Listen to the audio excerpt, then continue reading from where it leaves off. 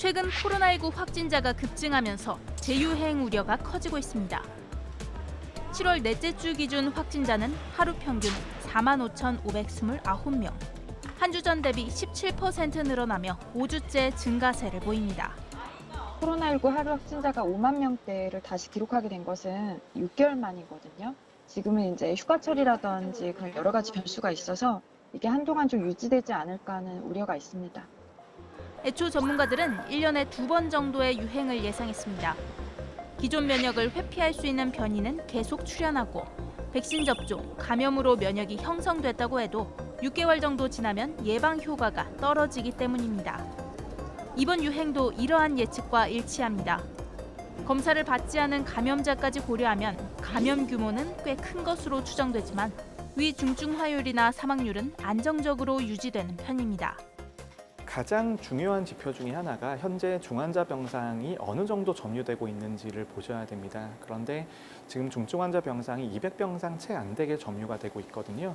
그런데 오미크론 첫 번째 유행에서는 1,800병상까지 올라갔었고 지금의 유행이 질병 부담이라는 측면에서 본다라면 예전만큼은 아니다라는 판단을 내릴 수 있죠.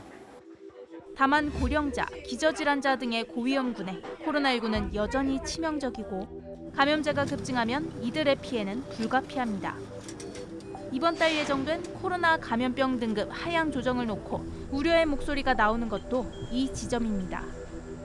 코로나19가 독감과 같은 감염병 4등급으로 조정되면 의료기관과 요양병원 같은 감염 취약시설에서 실내 마스크 착용 의무가 전면 해제됩니다.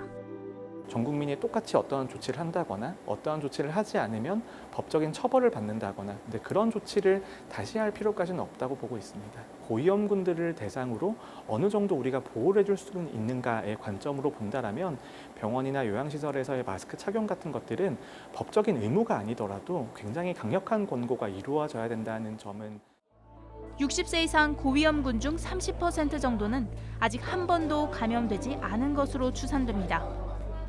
백신 접종으로 형성된 면역에 의지하고 있는 겁니다. 모든 분들이 다 백신을 맞을 필요는 없지만 고위험군, 취약계층에서는 연간 2번 정도 백신 접종을 하는 것을 권고를 드리고 싶습니다.